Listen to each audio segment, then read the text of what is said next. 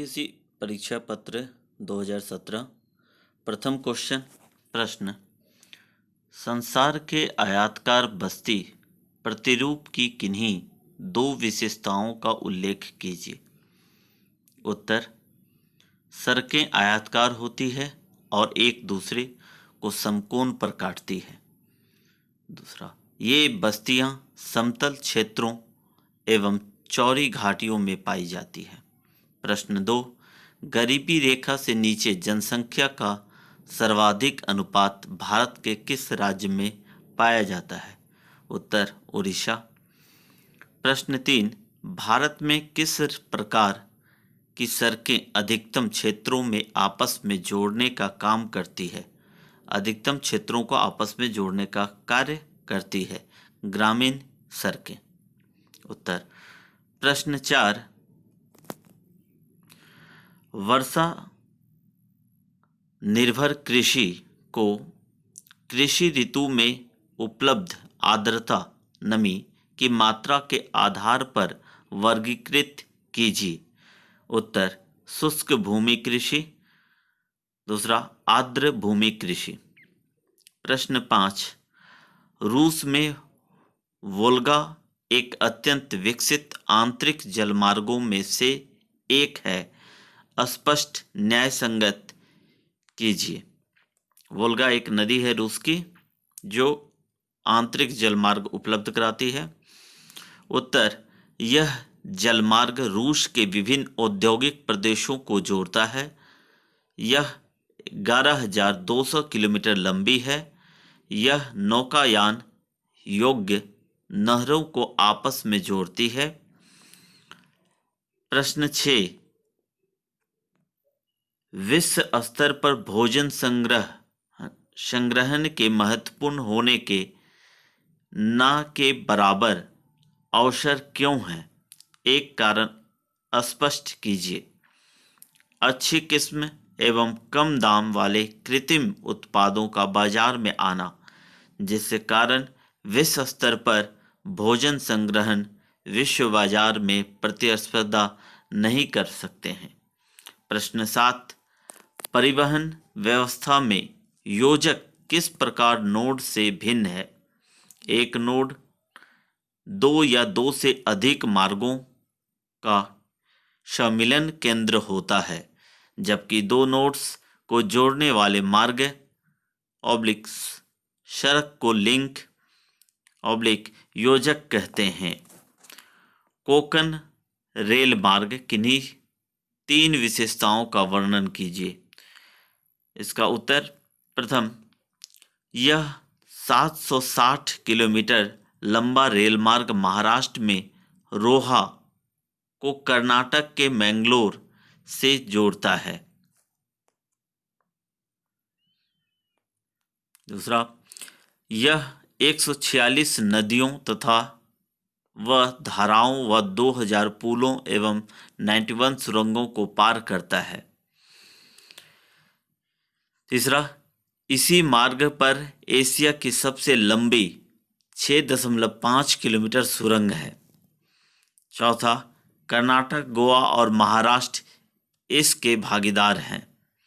यह सुरंग जो है वह देश की अब दूसरी लंबी सुरंग है। प्रश्न 9, नीचे दिए मानचित्र का सावधानी पूर्वक अध्ययन कीजिए और उसके नीचे दिए गए प्रश्नों के उत्तर लिखिए। ऊपर दिए गए मानचित्र में दिखाई गई नहर की पहचान कीजिए और उसका नाम लिखिए। इस नहर का नाम है पनामा नहर, जो संयुक्त राज्य जो उत्तरी अमेरिका और दक्षिणी अमेरिका के बीच में स्थित है। पनामा नहर जो दो महासागरों को जोड़ती है। पनामा देश के पास पनामा नहर अटलांटिक महासागर और प्रशांत महासागर को। प्रश्न 2, कोई चार विशेषताओं का उल्लेख कीजिए। यह नहर अटलांटिक और प्रशांत महासागर को जोड़ती है। इस नहर के पूर्वी अमेरिका के बंदरगाहों से पश्चिमी अमेरिका के तटीय नगरों की दूरी को कम कर दी है। इसी तरह पश्चिमी यूरोप और उत्तरी एवं दक्षिणी अमेरिका के पश्चिमी तटों के मध्य दूरी कम हो गई है। यह नहर लगभग 72 किलोमीटर लंबी है। इस नहर में 6 जलबंधक तंत्र हैं। प्रश्न 10, प्रकृति एवं मानव अविभाज्य तत्व है। उपयुक्त उदाहरणों द्वारा इस कथन को न्याय संगत ठहराइए। उत्तर, पृथ्वी मनुष्य एवं साथ ही अन्य जीवधारियों का घर है और मनुष्य पृथ्वी पर प्रकृति के अनेक रूपों के साथ अंत्य क्रियाएं करता है, जैसे खेत बनाना, बाग लगाना। दूसरा, भौगोलिक आकृतियों को हम मनुष्य के अंगों से जोड़कर नाम देते हैं, जैसे तूफान की आंख, नदी का मुहाना आदि। तीसरा, गांवों एवं शहरों को एक जीवित इकाई के रूप में अध्ययन। प्रश्न 11, भारत की पल्ली ग्रामीण बस्तियों और परिक्षेपित ग्रामीण बस्तियों में कोई 3 स्पष्ट अंतर स्पष्ट कीजिए। पल्ली बस्तियां और परिक्षेपित बस्तियों में अंतर स्पष्ट। एक ही बस्ती एक दूसरे से पृथक अनेक इकाइयों में बट जाती है, किंतु उनका नाम एक ही रहता है। पहाड़ी ढालों या जंगलों में दूर दूर स्थित होती है।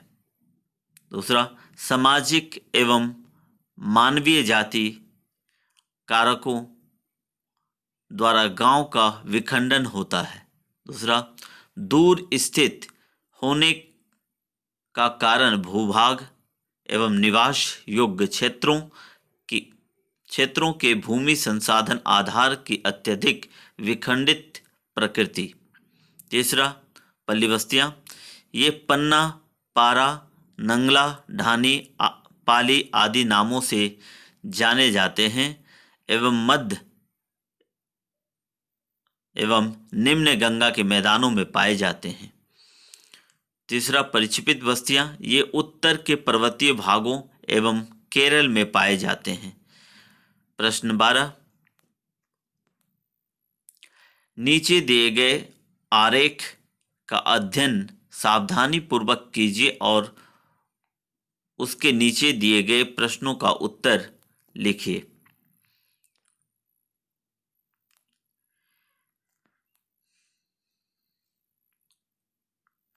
किस भू उपयोग संवर्ग में सर्वाधिक वृद्धि की प्रवृत्ति को दिखाया गया है? इस अवधि में इसके प्रतिवेदित क्षेत्र में कितने अनुपात में वृद्धि हुई है? उत्तर, सर्वाधिक वृद्धि गैर कृषि कार्यों में प्रयुक्त भूमि संवर्ग में हुई है। यह वृद्धि 80% की है। वृद्धि अनुपात 5:9 अर्थात 5:9 है। इस संवर्ग में बढ़ती हुई प्रवृत्ति के लिए उत्तरदायी कोई 2 कारणों की व्याख्या कीजिए। उत्तर, औद्योगिक क्रियाओं एवं सेवा क्षेत्रों में बढ़ोतरी। दूसरा, नगरीकरण में वृद्धि। तीसरा, जनसंख्या वृद्धि के साथ आवास क्षेत्र में वृद्धि। चौथा, आधारभूत अवसंरचनाओं का निर्माण। प्रश्न 13, वायु प्रदूषण वनस्पति जात, प्राणी जात और संपत्ति के लिए बहुत हानिकारक होता है। ऐसे किन्हीं 3 मूल्यों की व्याख्या कीजिए जो किसी हद तक वायु को प्रदूषण मुक्त रखने में सहायक हो सकते हैं। उत्तर, जिम्मेदारी की भावना समाज एवं पर्यावरण के प्रति। दूसरा, सहयोग की भावना कारपूलिंग करके इंजन को सही रखकर। ईमानदारी। तीसरा, ईमानदारी पर्यावरण के लिए बनाए गए नियमों के प्रति। प्रश्न 14, संसार के विभिन्न क्षेत्रों में प्रचलित रोपण कृषि की किन्हीं 5 विशेषताओं का वर्णन करें। पहला, इसके अंतर्गत मुख्य रूप से चाय, कॉफी, केला, गन्ना, अनानास आदि की कृषि आती है। दूसरा, ये बहुत विशाल क्षेत्रों में की जाती है, जैसे चाय के बागान। तीसरा, इनमें पूंजी का अधिक निवेश होता है। चौथा, यह एक फसली कृषि है, किसी एक फसल के उत्पादन पर ही ध्यान केंद्रित किया जाता है। पांचवा, उच्च प्रबंधन, तकनीकी एवं वैज्ञानिक विधियों का प्रयोग। छठा, सस्ते श्रमिकों एवं परिवहन की सुविधाओं की आवश्यकता। प्रश्न 15, भारत में जनसंख्या का असमान वितरण जनसंख्या और भौतिक एवं सामाजिक आर्थिक कारकों के मध्य घनिष्ठ संबंध प्रकट करता है। उपयुक्त उदाहरणों सहित इस कथन की पुष्टि कीजिए। उत्तर भारत में जनसंख्या का वितरण सामान्य नहीं है। उत्तर प्रदेश, पश्चिम बंगाल, महाराष्ट्र जैसे राज्यों में देश की जनसंख्या का एक बहुत बड़ा भाग रहता है, जबकि हिमाचल प्रदेश, अरुणाचल प्रदेश जैसे राज्यों में जनसंख्या अपेक्षाकृत कम रहती है। इसके कारण भौतिक, सामाजिक एवं आर्थिक सभी हैं। भौतिक कारक उच्चावच, जलवायु, कृषि योग्य उर्वरक भूमि आदि का होना। सामाजिक कारक सामान्य धर्म, जाति एवं वर्ग के लोगों में एक जगह रहने की प्रवृत्ति, शांतिपूर्ण वातावरण आदि। आर्थिक कारक जैसे खनिजों, उद्योगों का होना जनसंख्या को आकर्षित करता है। जमशेदपुर, विलय आदि इसका उदाहरण है। प्रश्न 16, गुजरात औद्योगिक प्रदेश के विकास के लिए उत्तरदायी किन्हीं 5 कारकों का वर्णन कीजिए। कारक, प्रथम, सूती वस्त्र उद्योग का बड़ा केंद्र है, जिसका कच्चा माल यानी कपास आसपास के क्षेत्रों में बहुतायत से पैदा होता है। क्योंकि हम जानते हैं कि गुजरात, महाराष्ट्र और मध्य प्रदेश, राजस्थान के कुछ भागों में जो है वह रेगर मिट्टी, जिसे कपासी मिट्टी कहते हैं या काली मृदा कहते हैं, वहाँ पाई जाती है, जहाँ कपास की खेती होती है। दूसरा, कांदला बंदरगाह के निकट होने से राष्ट्रीय अंतर्राष्ट्रीय व्यापार में सहायता मिलती है। तीसरा, गुजरात में जामनगर तेल शोधन का बड़ा केंद्र है। कोयली में भी तेल शोधन कारखाना है। चौथा, उद्योगों के लिए आधारभूत अवसंरचना जैसे सड़क, बिजली, कानूनी व्यवस्था की हालत अच्छी है। पांचवा, पेट्रोकेमिकल उद्योग, ऑटोमोबाइल, दवाइयों आदि से संबंधित उद्योगों का विकास हुआ है। छठा, बाजार की उपलब्धता है। प्रश्न 17, आयु संरचना से क्या अभिप्राय है? त्रिभुजाकार आयु लिंग पिरामिड की उदाहरण सहित व्याख्या कीजिए। आयु संरचना से अभिप्राय, विभिन्न आयु वर्गीय में लोगों की संख्या आयु संरचना कहलाती है। त्रिभुजाकार आयु लिंग पिरामिड। 1, जनसंख्या पिरामिड की आकृति जनसंख्या की विशेषताओं को परिलक्षित करती है। 2, इसका आधार चौड़ा एवं शीर्ष संकरा होता है। चौड़ा आधार 14 वर्ष तक की जनसंख्या की अधिकता दिखाता है, जबकि संकरा शीर्ष जीवन प्रत्याशा में कमी अर्थात उच्च मृत्यु दर की ओर संकेत करता है। तीसरा, इसका उदाहरण विकासशील देश है, जैसे नाइजीरिया, बांग्लादेश, मैक्सिको आदि। चौथा, उच्च जन्म दर वाले देशों का जनसंख्या पिरामिड ऐसा होता है। प्रश्न 18, मानव विकास से क्या अभिप्राय है? मानव विकास के 4 स्तंभों का विश्लेषण कीजिए। मानव विकास, मानव द्वारा जीवन जीने की परिस्थितियों में विकल्पों में वृद्धि होना मानव विकास है। विकल्पों के चयन में स्वतंत्रता होती है। चार स्तंभ: समता, सतत पोषणीयता, उत्पादकता, सशक्तिकरण। अब इसका विस्तार से व्याख्या करें इन बिंदुवार। प्रश्न 19, बढ़ती हुई मांग के कारण उत्पन्न जल का अभाव संभवतः भारत की सबसे बड़ी चुनौती है। इस कथन का विश्लेषण कीजिए। उत्तर: एक विशाल जनसंख्या वाले देश में जल की आवश्यकता एवं मांग दिनों दिन बढ़ती जा रही है। किन क्षेत्रों में जल की मांग बढ़ रही है? जैसे पहला, सिंचाई के लिए, जल गहन कृषि के लिए एवं अधिक उत्पादन के लिए। औद्योगिक क्षेत्रों में वृद्धि, उद्योगों में जल की मांग। नगरीकरण, तीसरा, नगरीकरण व आधुनिक जीवन शैली के कारण पानी की मांग में वृद्धि। चौथा, प्रदूषण के कारण जल संकट। पांचवा, भौम जल के अति दोहन के कारण। छठा, वर्षा काल असमान वितरण। इन बिंदुओं के आधार पर व्याख्या करें। प्रश्न 20, बड़े पैमाने पर लगाए जाने वाले उद्योग विभिन्न स्थितियों का चुनाव क्यों करते हैं? औद्योगिक स्थिति को प्रभावित करने वाले किन्हीं चार कारकों को स्पष्ट कीजिए। बड़े पैमाने पर लगाए जाने वाले उद्योग निम्नलिखित कारणों से विभिन्न स्थितियों का चुनाव करते हैं। पहला, अनुकूल परिस्थितियों से खर्च कम एवं लाभ अधिक होगा, यानी उद्योग लागत घटाकर लाभ बढ़ाते हैं।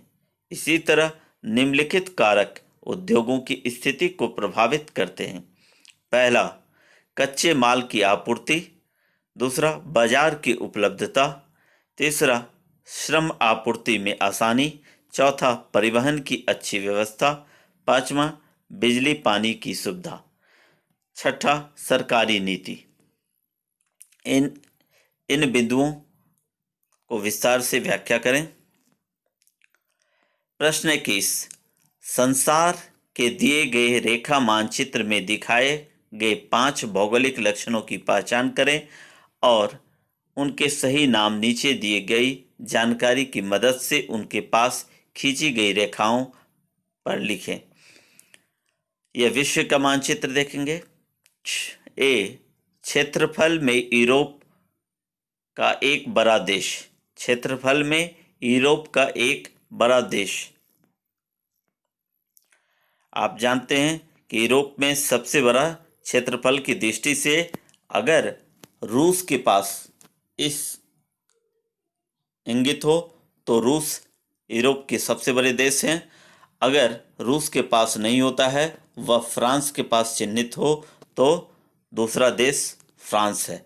तो जो चिन्ह दिया गया होगा वह, तो इस मैप में चिन्ह दिया गया है ए जो है वह फ्रांस में है, तो यूरोप का सबसे बड़ा देश फ्रांस।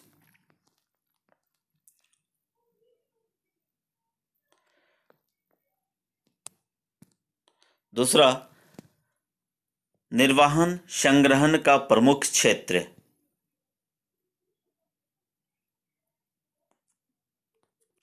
निर्वहन संग्रहण का प्रमुख क्षेत्र।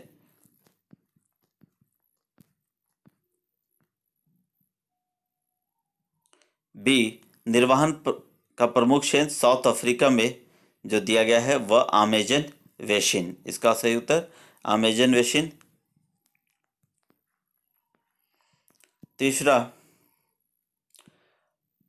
पार महाद्वीपीय रेल मार्ग का अंतिम स्टेशन कौन सा है? यह पार महाद्वीपीय रेलवे मार्ग का अंतिम स्टेशन का नाम लिखना है। पार महाद्वीपीय आप जानते हैं कहाँ पर है? यह पार महाद्वीपीय रेलवे स्टेशन जो है ऑस्ट्रेलिया में है। इसका अंतिम स्टेशन सिडनी।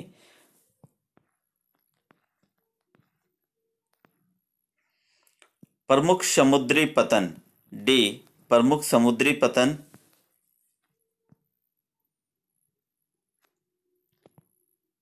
अदन है, अरब सागर, अरब प्रायद्वीप अफ्रीका के ऊपर में लाल सागर के बगल में अरब प्रायद्वीप है। अरब प्रायद्वीप के बगल में अदन जो है बंदरगाह, वहाँ का सबसे बड़ा बंदरगाह है।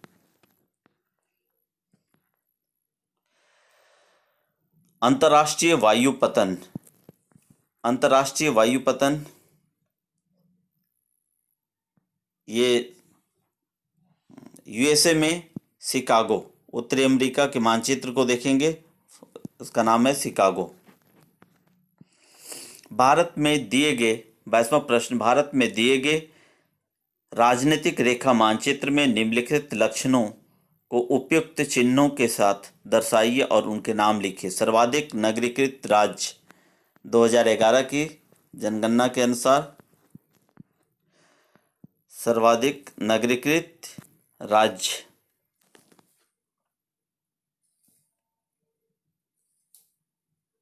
इसका सही उत्तर होगा गोवा।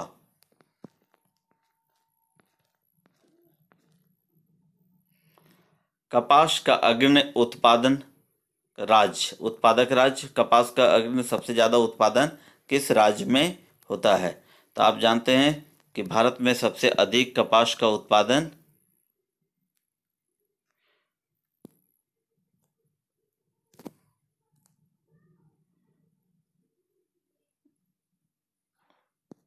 गुजरात में होता है।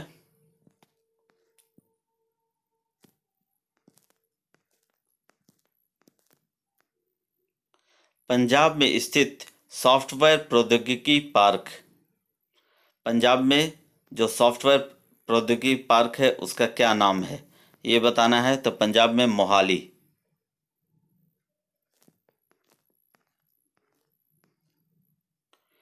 छत्तीसगढ़ में स्थित कोयला खान, छत्तीसगढ़ में स्थित कोयला खान